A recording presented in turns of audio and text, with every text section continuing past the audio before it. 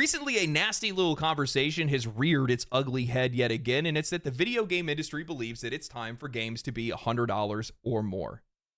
Mark my words, if this is the path that the industry chooses to follow, this will likely lead to the largest collapse this industry has ever seen. They think that the layoffs, closures, and canceled games are bad now. You haven't seen anything yet. The players already have a long list of reasons as to why not to buy games today, and you want to go and add an even bigger reason to that list? Likely for the vast majority of players, the reason that will be at the very top of their list.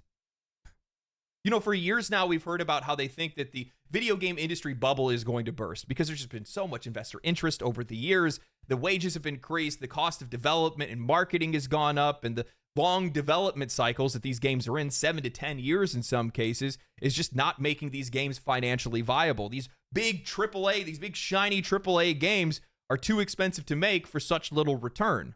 So they've gotten themselves thinking, well, how do we fix this issue? What's the actual problem here? I mean, it can't be that our, leadership is incompetent. It can't be the slop that we've been delivering to the customers. It can't be that we've been over-investing in these projects. It has to be that the customer's not paying enough money. That has to be the solution to this. So today what we're going to do is we're going to listen to the industry's long list of excuses as to why we need to be paying $100 or more. We're going to watch on as journalists seal clap the industry's death march into oblivion, and we're going to talk about why I think the players aren't going to buy. This isn't the first time we've had to have this conversation. Back in 2023, Capcom's president came forward at an event in Japan and explained that video game prices were far too low even after the price hike up to $70, explaining that video game development costs are 100 times more expensive than they've ever been, and games haven't followed inflation like other industries. And he's not wrong. In 1990, a standard game would cost around $50. Adjust for inflation, that would be closer to $100 today. Yet, even with the price hikes in 2020 up to $70 for AAA games, the reality is that the industry just hasn't kept pace.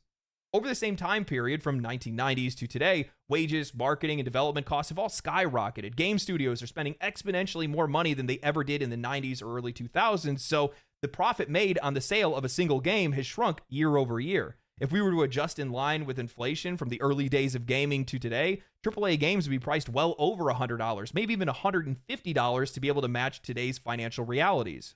Now, all of that makes sense with nuance removed. However, we don't live in a world without nuance. The fact of the matter is that the vast majority of games that are released today make far more money past the point of sale. Something that didn't exist back when games were being made in the 90s and early 2000s. While they still had merchandise, toys, and clothing and other different things that they could sell, now today, games have DLC, loot boxes, gacha and gambling mechanics, microtransactions, expansions, collector's editions, and more. I'm sorry, but you can't convince me that video game companies aren't making enough money today, or there aren't enough ways for them to make money. However, games journalists and industry analyst Matthew Ball are going to try to tell us otherwise. In an article written by Eddie Mackich titled GTA 6 could cost as much as $100, some hope. Analyst clarifies comments. If Take-Two raises prices to $80 or more, other publishers could apparently follow suit. Eddie writes, veteran investment analyst and researcher Matthew Ball of Opinion has released a gargantuan 219-page report about the state of video gaming in 2025, and some of the presentation looks at how the video game industry could possibly grow in 2025. In a section titled How Player, Playtime, and Player Spend Might Return to Growth, Ball mentioned a variety of opportunities, including Grand Theft Auto 6 costing as much as $100 when it launches this year. Ball said that there is hope among some in the game market that Take-Two will price GTA 6 at $80 or even $100, which could prove as a turning point for the video game industry. This could break a key price barrier and allow developers to raise their prices as well, he said. Before this, a Baldur's Gate 3 developer said a GTA 6 could prompt a shift to more expensive games if Take-Two decides to price it above $70. In a series of follow-up posts, Ball shared further key updates, including how GTA 4 was priced at $90 in real terms, with GTA 5 costing $83. Ball added, your rent is up, movie tickets have doubled, minimum wage, Spotify, Netflix, bus fare, gas, etc. Indeed, nearly all categories are up, not just flat in real terms, while games are at record lows. He went on to say Rockstar's cost isn't sufficient to set the price, but the argument games should be the only thing never to adjust for inflation and thus be, in the strictest terms, worth less every year is not healthy either or a good argument, in my opinion. Ball was not making a prediction himself that GTA 6 would cost $100, only that there is a belief in the market by some that it could happen. For his money, Ball said that GTA 6 will cost $70. I can't believe I have to say this, but customers only ever care about inflation when said inflation affects them and their money. $100 is $100, whether it's 1990 or 2025, no matter how you spin it, what excuses you make, or what numbers you point to, the vast majority of people just flat out cannot afford those prices and will have a far more difficult time justifying buying games day one or buying games at all. My friends with kids buy maybe 1-2 games a year, or they just spend their money on indie games because they're far cheaper, they tend to have more replay value, and they don't take as long to complete. My friends without kids, well, they work too much and they can't even justify buying a $70 game, and they just choose to play free-to-play games instead. Gen Z is so maladjusted and ambivalent due to the pandemic that they can't even find work, and even if they do, they can't hold jobs for long. Heck, the vast majority of them are choosing to become NEETs out of choice. Who are they planning to sell these games to, and where are they going to find the money? When Ball mentions how GTA 4 was priced at $90 in real terms, he's talking about how the price of GTA, adjusting for inflation, was priced above inflation at the time, making $59.99 feel like $90 at the time. And that's why it should be completely fine for games to be $90 or $100 today. Here's the other thing they're missing. $100 isn't just a number. It's a cultural touchstone. It's a psychological threshold that makes consumers think twice before making a purchase. Crossing that $100 mark makes a statement. It's saying that this product is now a luxury tier item, something that isn't just an impulse buy, but an investment, whether it's worth it or not. And that's when that feeling hits the hardest. It's not just about the price tag, it's about the perception of value and what people can reasonably spend in an already stretched economy. Look, a $100 purchase feels like it demands a justification. I can't tell you guys how many times I had to overcome dread when I was wanting to upgrade from a $30 webcam and a $50 microphone. For many, this is going to be a breaking point, the moment where games start to feel more like an exclusive club for the people that can afford it and less like a pastime accessible to anyone who loves the medium. It's a barrier that not only reflects inflation, but also sets the tone for how the industry views its audience. One where only a select few can afford or truly engage with what the industry has to offer. I just hate how disingenuous all of this is. Ball says the prices for all things are up, and the idea that games need to stay the same price isn't fair, conveniently ignoring the fact that while the upfront price of games has remained relatively stable, the way that games are monetized has changed drastically. In-game purchases, microtransactions, season passes, battle passes, and expensive collector's editions have all become the norm. Game companies have found new, more aggressive ways to squeeze every dollar from the player far beyond the original price tag. A $60 to $70 game is no longer just that, it's an entry point. To truly experience whatever the game has to offer, players are often pressured into spending far more in additional content. Customers aren't just paying more, they're paying far beyond what they originally bargained for, and that's what should be addressed, not just the price tag on the box. And what's even more funny about all of this is the fact that the writer of this article actually ended up using the Baldur's Gate 3 developers' words out of context. And by the way, if you guys have paid attention at all to journalism over the last couple of years, they've been using Baldur's Gate 3 developers out of context constantly because they think it adds some type of emotional weight to whatever their words are. Like, oh, look, here's this great developer that made a game that everybody loves saying that they agree with us, when 9 times out of 10, their words are completely out of context. They used it here saying that everybody's just waiting for GTA to increase the price, acting like the Baldur's Gate 3 developers want GTA to increase the price, when the original tweet that they had made was talking about how much they hated artificial price structures and gouging that we see in today's gaming industry. The original tweet actually said, "I don't love the artificiality of pricing structures post-retail. Use the inflated base price to upsell a subscription and use vague content promises to inflate ultimate editions to make the base price look better. It all seems a bit dangerous and disconnected from the community. I think that games should be priced according to its quality, breadth, and depth. I'm not against higher prices, but this arbitrary uniformity just doesn't make sense to me. It feels so unserious." I'm going to go off for a second. Don't you guys love how every single time they like to twist things to be able to suit whatever their narrative is, and everything is always coming from the perspective of the industry and never from the perspective of the player, of the customer, the people that are actually spending money on these things to begin with? Because we are never a priority. We are never at the forefront of discussion. We are never at the forefront of their mind when they're making these decisions. And then they sit back and they wonder why games are failing and studios are closing. I don't know. How could that possibly happen? the prices for everything is going up. You're absolutely right. Now that I think about it, you know what hasn't gone up with inflation? The general quality and day one performance of video games. Even some of the best games that we've seen released over the last few years can't even hit a standardized level of quality. We are spending $60 to $70 on brand new day one video games that we have to sit there and hold the bag because the game's not even finished, because it's always the minimum viable product that's being released to us, and we have to wait for them to finish the game for us to be able to play it. But let me take a wild guess and say they're probably going to try to blame the price of things on that as well. They want to talk about how expensive it is to make games today. You know, my question is, why are we the ones that need to keep up with you and your spending? We didn't sign up for that. When I look around the industry, I see some of the most successful games over the last few years: Baldur's Gate 3, Black Myth Wukong, Space Marine 2. These games are made with a quarter of the budget of some of these big, flashy AAA games that nobody ended up buying in the first place. You guys are making tens of billions of dollars. The vast majority of the money that is made in this industry is coming from microtransactions. This is not my problem. The sheer cowardice of these companies to sit by and wait for somebody else to increase prices because they know it's a game, or they think it's a game that everybody's going to buy, and it's going to be the best way to just sneak that price change in. And that is so telling, because you are pathetic and you realize that your games wouldn't sell. Asman, thanks for unpausing. Eddie continues with, $70 is the current market rate for new AAA releases, and in fact, it was Take-Two that was among the first to raise prices from $60 to $70 back in 2020. Many are naturally wondering if Take-Two might raise prices again for GTA 6's launch. But it remains to be seen if that'll happen. Beyond updating the sticker price for games, video publishers have found other ways to be able to make more money out of players, including expensive editions, microtransactions, and battle passes, just to name a few. GTA 5, for example, has sold 205 million copies and brings in a lot of money in microtransactions in GTA Online.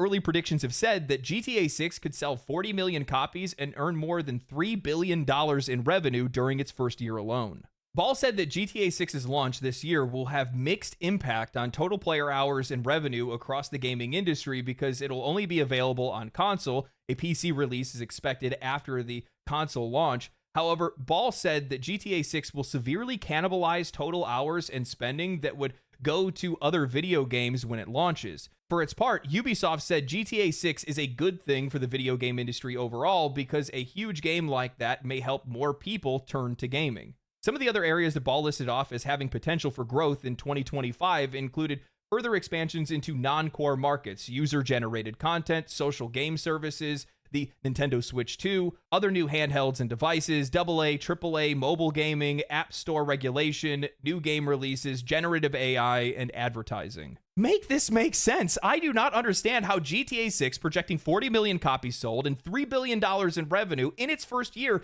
is somehow a footnote in a discussion as to why other games should increase their prices to $100. They are failing to realize why GTA 5 did so well, why GTA 6 is likely to do even better, or why it could even sell for $100 in the first place. You're not even thinking about what the impact of a price increase would be on other games and other studios outside of one of the biggest video game franchises of all time.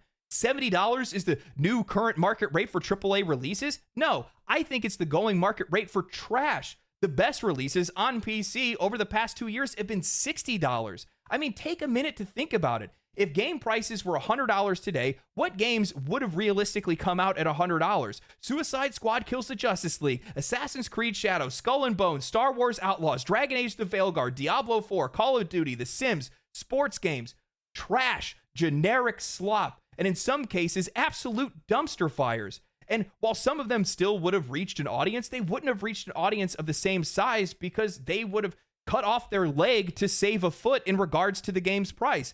I mean, think about what you're saying here. Even Ball mentions how GTA 6 is likely to cannibalize the sales and playtime of other games when they're released.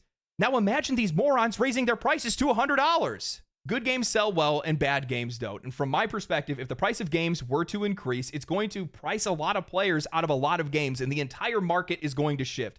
Good games will sell well, and bad games won't sell at all, which means a minor mistake could have catastrophic consequences for some of these studios, and the gap between successes is going to become an ocean many studios cannot cross. I do not understand why the conversation isn't focused around how much money these companies are spending on games. Companies that cannot properly budget their own projects, set realistic sales projections, or even target an audience's needs properly. Ubisoft spends hundreds of millions of dollars on a busted-ass pirate ship simulator. EA invested hundreds of millions into an educational HR video disguised as Dragon Age. And we have so many more studios that are torching millions of dollars on bloated games filled with busy work and realistic eyelashes. What are we doing here? This industry is in a state of entropy where they just keep pressing forward, they keep spending more money, they're adding nothing to the core experience, and the customer is the one that is expected to keep up with their spending.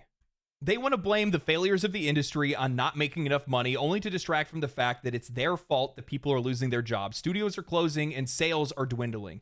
I actually read through Matthew Ball's 223-page presentation, and he unwittingly proved it himself. In 2020, IDC, Google, ARC, and SMP all made projections on what they thought the industry would look like with its growth in the coming years. They viewed the pandemic boom as an accelerant, not an anomaly. Yes, these idiots thought that COVID was the future. ARC Investments forecasted that the industry would grow by 50% in 4 years, from $200 billion to $300 billion.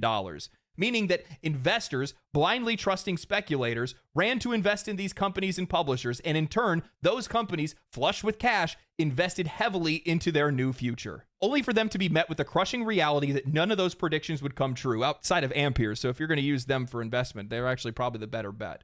They don't want game prices to increase for inflation, they want game prices to increase to make up for their colossal financial hole that they've dug themselves into.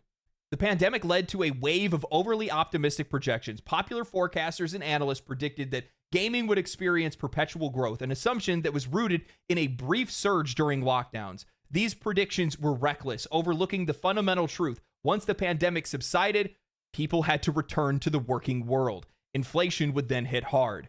I think a lot of people forget just how much of an impact stimulus checks had in the US. You had people that were low income and middle class earners that were making more money through unemployment than they ever did while they were employed. This ended up leading to a lot of unrealistic and excessive spending, especially given how much time they had on their hands. How the hell could you believe that the sales and engagement gaming saw in 2020 and 2021 would stay the same?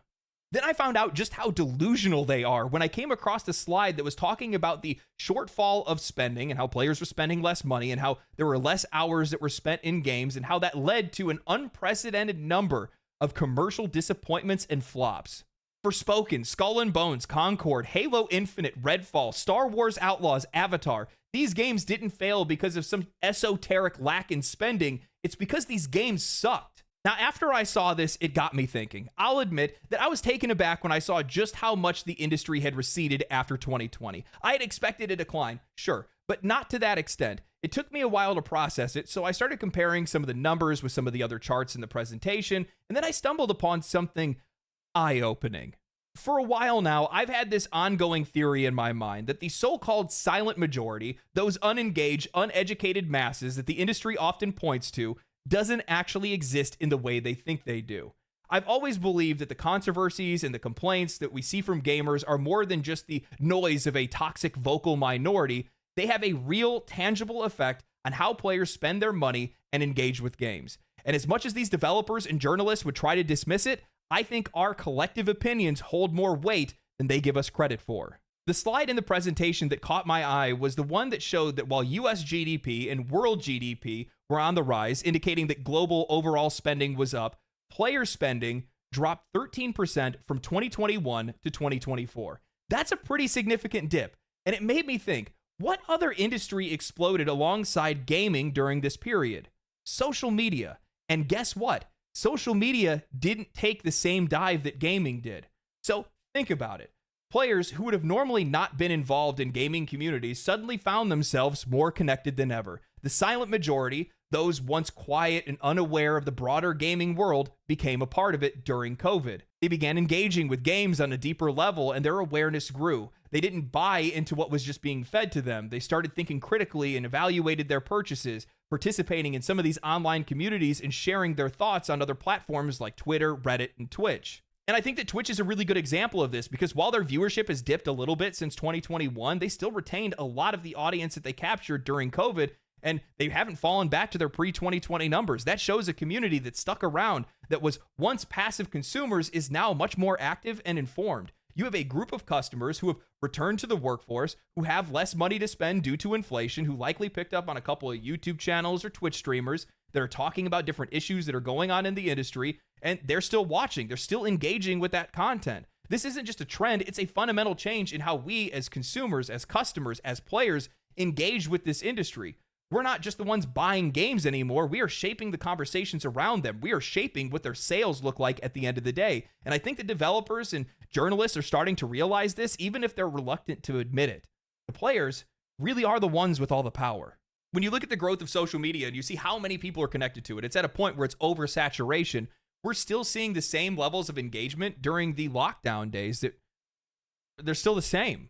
A lot of the channels probably have seen even more growth since then. I would guarantee if I went out and I started polling some of the people that blew up or got big or anything like that during COVID, they probably still retained a lot of their audience, except for some of those Minecraft guys. But that's a completely different story. They did that to themselves for the most part. But I think what the industry doesn't realize, or maybe they just don't want to realize it, that's probably really what it is that players are still engaged in all these discussions. All the views are still coming in on videos, all the tweets and all the Reddit stuff is still getting updates and all that good stuff. People are talking about the industry, but they're not buying the games and they're not playing the games. So what does that mean? That means that they're out there involved in these communities and they're avoiding games. You cannot tell me that all the controversy that was surrounding Dragon Age the Veilguard didn't affect its sales. People waited for reviews. They felt the general vibe of the game and they avoided the game. And as such, the game failed. In most cases, a game with that name, a game that has that much cultural weight, Dragon Age, should have sold regardless. It still should have did really well, but it didn't. And why is it? Well, it's because people are paying attention to videos or watching videos. They're keeping up on previews and stuff like that.